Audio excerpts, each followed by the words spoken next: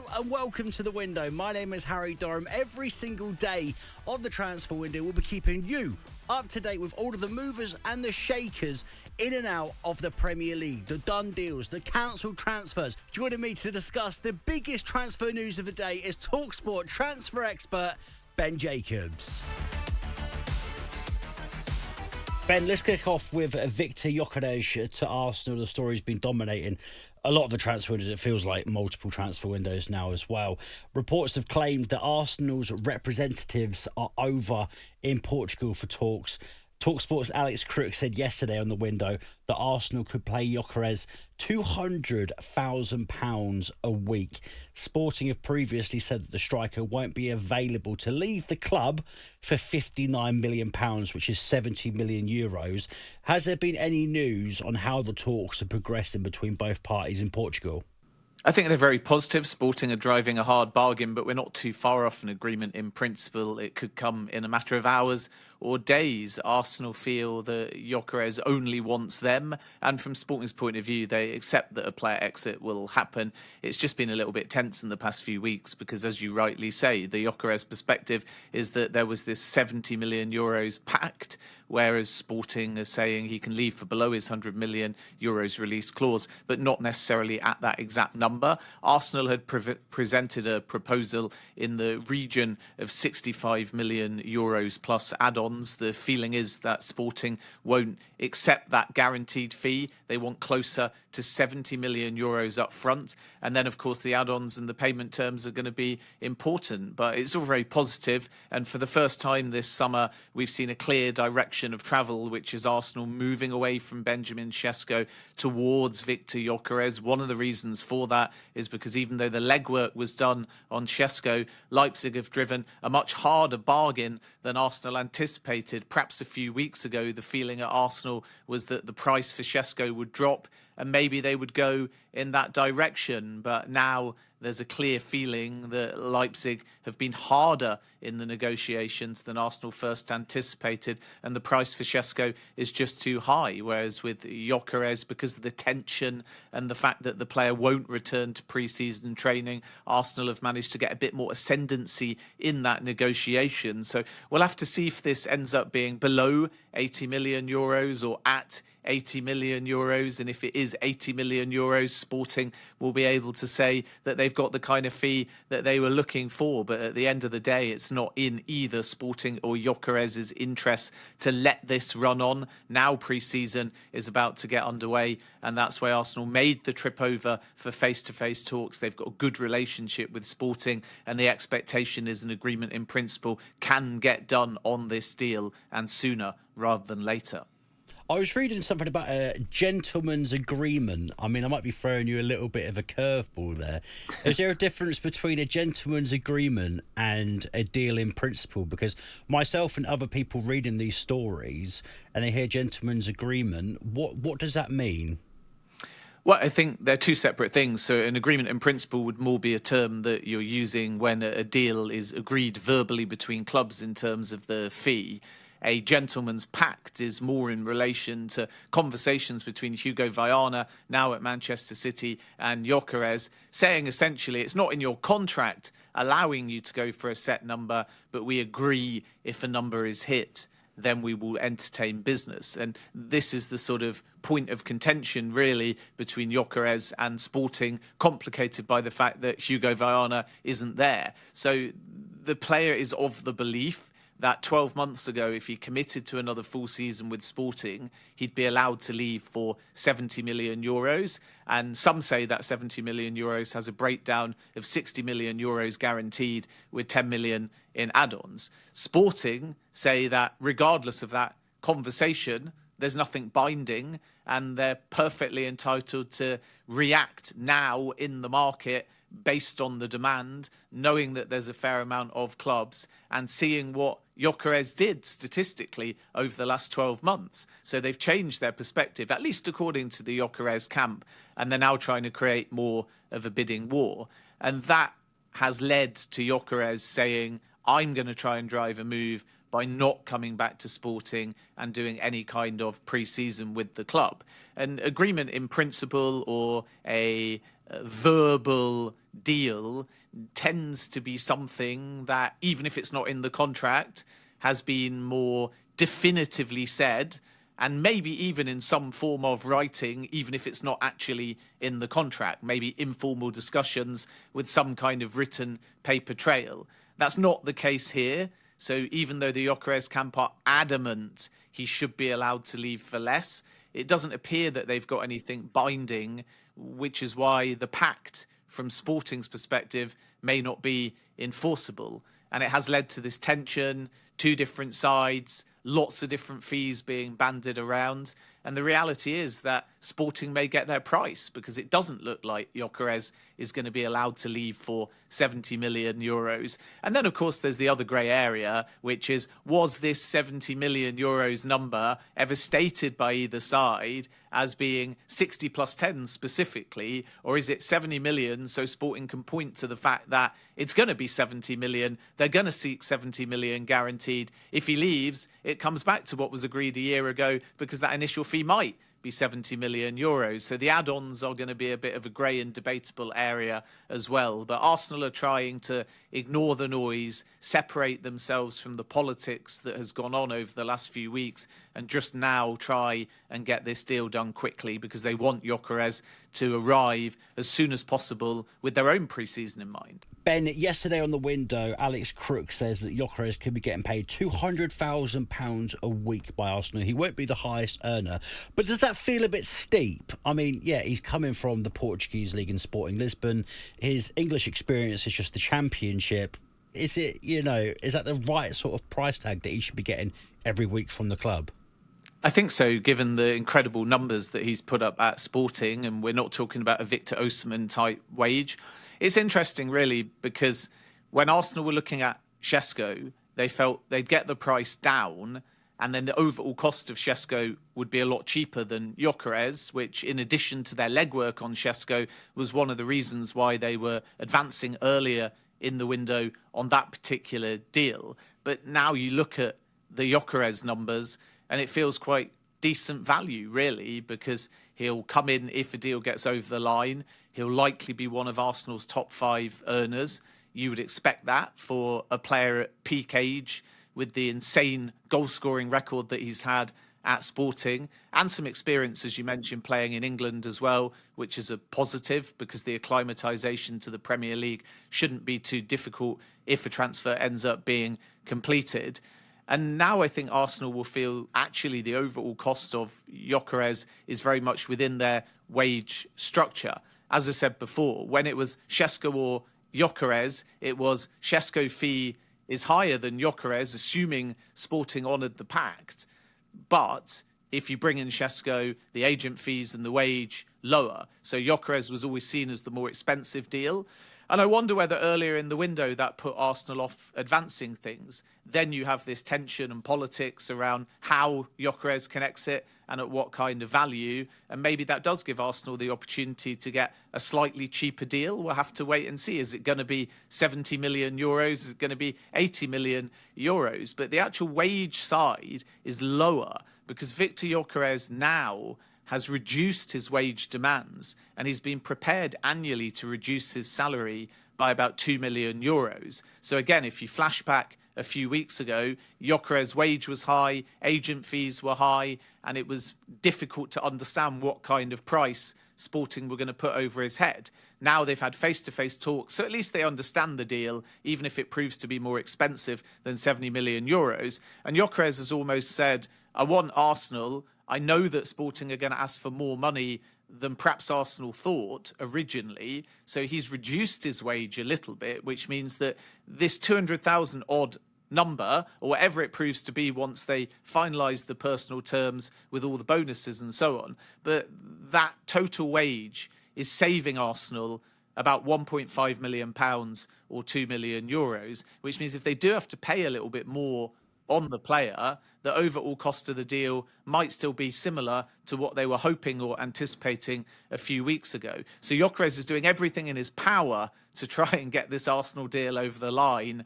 And now we just have to wait for that club-to-club agreement, which, as I said earlier, could come sooner rather than later. We've known for some time that Jack Grealish could be heading to the exit door at Manchester City. It's been reported, that Man City have set an asking price of £40 million. Spurs, Newcastle, and Napoli are all reported to be interested in Grealish. Newcastle, over the last 24 hours, have already agreed a £55 million deal with Nottingham Forest for Anthony Elanga. Newcastle being in the race, is this purely for depth purposes with Champions League football coming back to St James's Park? Yeah, at the moment, I'm not so sure about Newcastle and Jack Grealish. We'll have to see if it develops. But remember, they got Anthony Gordon and Harvey Barnes. If one of those two departs, then of course there'll be a left-sided reinforcement. But the main priority for Newcastle has been to get Anthony Elanga over the line. And they've been able to do that for around £55 million plus add-ons. And right side, because Miguel Almiron went to Atlanta United, was always an area where Newcastle felt that they needed to strengthen. So they're delighted to get Elanga over the line. It's been difficult for Newcastle this summer, having tried for João Pedro. He's gone to Chelsea, having started talks for James Trafford. No agreement yet. But it's also a kind of compliment in many ways to Newcastle, because they're going for a calibre of player due to having Champions League football and where their project is, that sees them competing with other Big Six clubs and sometimes European giants. So you are going to lose a number of races at times because you're elevating the calibre of player that you're looking for, and the competition that you're up against can at times always make it a little bit difficult for any club, really, but certainly Newcastle United, because they've got Champions League now. They didn't have it last season. They had it the season before. So naturally, players will have other options potentially where they feel there's that more stable season-on-season ability to play Champions League football or get European football. And the fact that Newcastle United don't yet, because they haven't had Champions League football back to back to back. So you can't budget for it. Even if it's your football aim from a financial perspective, you can't say, let's put it in the books as a near guarantee, because clubs are always more pessimistic with their financial projections than their football ones. And therefore, Newcastle's wage structure won't always allow them to go massive and equal the kind of offers of other, for example, Big Six clubs. And that was certainly the same with Chelsea's pitch to João Pedro financially versus Newcastle's. And therefore, we would expect Newcastle to be ambitious, but maybe not get all of their targets. On that left-hand side, I'm not aware yet of anything developing between Newcastle and Jack Grealish. And again, I come back to what I said before. Harvey Barnes finished the season in phenomenal form, and Anthony Gordon is still there. Now, we know that Arsenal like Anthony Gordon and Liverpool have looked in the past. So if there was a scenario where Gordon left, then yes, Newcastle could escalate a pursuit for a starting left-sided attacker or winger. But right now, there's nothing I'm aware that's developing. And even if the number is 40 million for Grealish, which might be seen as quite good value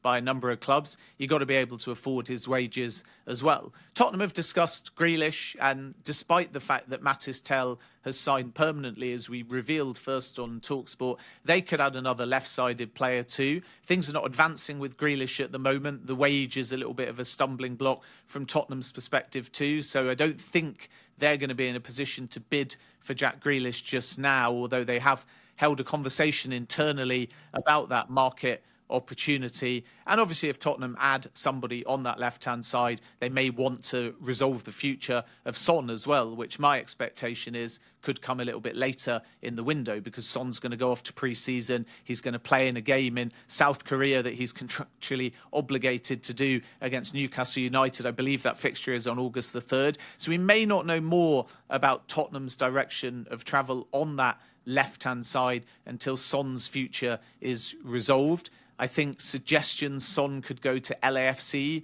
are not developing at the moment. I wouldn't quite go so far as to dismiss the link, because he is a potential target for LAFC, but wage is a factor there. And Saudi and Son could be one to watch as well. So Tottenham's pursuit of another left-sided or versatile attacker might come a little bit later in the window. And then I would keep an eye on Napoli. And another name that I would add to the mix is still Everton as well. They're going to be in for a very ambitious window. Everton's perspective would be they'd like a loan. So if there's not a solution, as we saw with Calvin Phillips, I suppose, as well in previous windows for Grealish, if something doesn't come along and Manchester City's valuation isn't met, And make no mistake, their preference is for a permanent exit for Grealish if they can. But if we get another 3-4 weeks down the line, pre-season started, and there's no takers at that price and for Grealish's wage, then let's see whether, like with Calvin Phillips, Manchester City become more open to a loan, in which case I would keep an eye on Everton because they are a serious suitor for Grealish.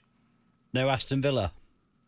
Well, a return to Aston Villa would be very neat, wouldn't it? But remember, Villa's PSR position puts them in quite a tricky position regarding bringing on a player like Grealish on his wage. So if Grealish shows an appetite to go back and take a wage cut, then you can never say never, simply because we know that Aston Villa want to strengthen on that left-hand side. Marcus Rashford, not a possibility. He's leaning towards going abroad. In addition to that, Villa would have to be able to afford his wage. And in a World Cup year, Rashford wants to play Champions League football. Alejandro Garnacho would like to stay in the Premier League, and Villa could be one to watch as well there. But with Grealish, I think a lot would come down to the player and whether he has a genuine appetite to return, and to do so, whether he'd be willing to take a pay cut. And then even from Villa's perspective, I know we're now in the new financial year and they sold their women's team to their parent company. So we should be respectful of the fact that Villa probably feel a bit more PSR compliant now than maybe they did a few weeks ago. But nonetheless, you're talking about bringing on a player where you have to think about PSR and the financial situation, not just now, but over the course of however long you sign that player for. And this is why Aston Villa may be a little bit cautious about taking on a player with a big wage outlay. So again, loan with option, loan with obligation, a different kind of structure may allow clubs like potentially Villa, if Grealish shows an appetite, and certainly Everton to come to the table. But I'm not so sure, from what I understand, that either of these clubs would have the ability or the appetite to do a permanent deal, at least without Jack Grealish making significant concessions. Ben, you mentioned his name there, and just to finish off as well, as Marcus Rashford to Barcelona. It's 1 minute we hear it's on, 1 minute we hear it's off. Nico Williams signed a new deal with Bilbao. Rafael Leao said he wants to stay in Milan. Liverpool rejected an offer for Luis Diaz. Then we hear more reports that Barca still want Diaz. Does it feel like Marcus Rashford is that last resort for Barcelona? And could we expect this story to probably dominate the whole transfer window? Because it seems that Barcelona, not necessarily keeping their cards close to their chest, but it's quite obvious who they want, and Marcus Rashford could be last in that line. Not necessarily last in the line, but I think the Barcelona perspective originally, when they still had Nico Williams at the table, was they'd sign a defined left winger and then they'd try for a loan for Rashford and he'd be utilised in a more central position. Now they've lost out on Nico Williams because, as we revealed on talkSPORT, he signed a new deal at Athletic, and that was always on the table, even dating back 6 months or so. But you had this scenario where the player was delaying signing to see if Barcelona could make it work. He wasn't given any written guarantees that he could be registered, even though Barca was stating they were in a position to trigger his 58 million release clause. Williams in love with Athletic. Maybe we discussed this on a previous show, very similar to Martin Zubimendi. Always a chance that you think you've got a deal with Nico Williams and he says, no, I'll do another season at Athletic. And now he could do up to 10 years because it's an 8-year extension. He had 2 years left on his deal. So an incredible long-term contract.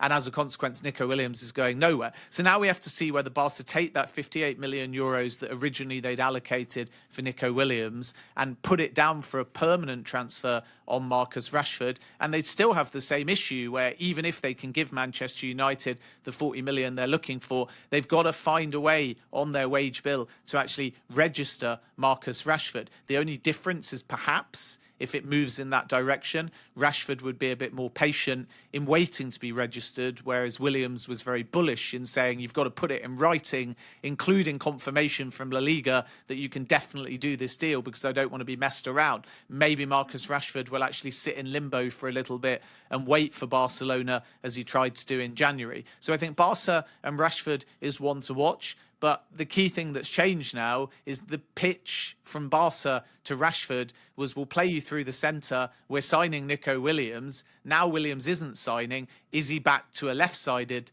attacker, or are there other options on the list? And the answer to that question is yes. There's Luis Diaz. And Barca are expected to return and ask Liverpool the question again, are you prepared to sell? They were told pretty definitively no. Liverpool actually felt like Deco got the message, but now the understanding is that Barca will come back and try once again for Luis Diaz, and let's see whether that's possible. I think also in all of this, we have to be very respectful of the Diogo Jota situation, and naturally it's not the time to go to Liverpool and start making bids or playing transfer games. You have to understand that this is a club in grieving, and therefore the Luis Diaz situation may take a little bit more time to resolve itself, simply because I don't think suitors will want to be going to Liverpool in the coming hours or days and necessarily asking for urgent transfer meetings or putting formal offers on the table, because there is an understanding naturally that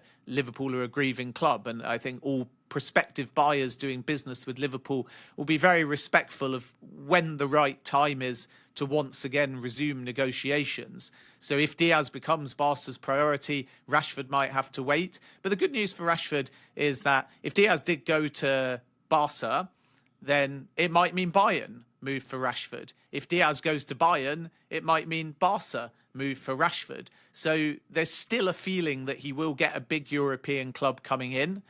But make no mistake, Manchester United may appear that they want this Rashford situation resolved quickly, and he's been told to delay his return to pre-season as a consequence, but they still want permanent exit and 40 million. So this notion that because there's urgency on all parties to resolve the Rashford situation, that a club's going to definitively be able to get a loan for Rashford and all of the kind of terms and the structure that they're looking for, that suggestion is a bit premature. There's a lot of time left in the window, and regardless of the fact that Barca want a loan, regardless of the fact that Bayern may even prefer a loan with an option or an obligation, Manchester United's perspective is very simple. Right now, if anyone makes an approach for Rashford, there's two conditions. Number one, permanent exit. Number two, 40 million. And Manchester United are not at this stage being particularly flexible. And therefore, Barca in particular, if they want Rashford, which is his preference, are either going to have to let this drag on a little bit in order to maybe make Manchester United sweat and then get the loan that they're looking for, or alternatively, they're just going to have to stump up the money. And I think Manchester United would be fully entitled to say, you sort out your wage bill, you sort out your registration, but we know from the Nico Williams saga that you had that 58 million euros to trigger his clause. So if you got the 58 million euros for Nico Williams, if you want Marcus Rashford, you've got the 40 million for Marcus Rashford, because 40 million pounds is less than 58 million euros. And therefore, if you're Jason Wilcox negotiating, you're likely to point to that and say, pay up, because that is the asking price and it has to be a permanent exit. Ben, thank you very much for your time, and thank you for joining the window. To keep up to date with the window, please make sure you subscribe to the talkSPORT YouTube channel just down below.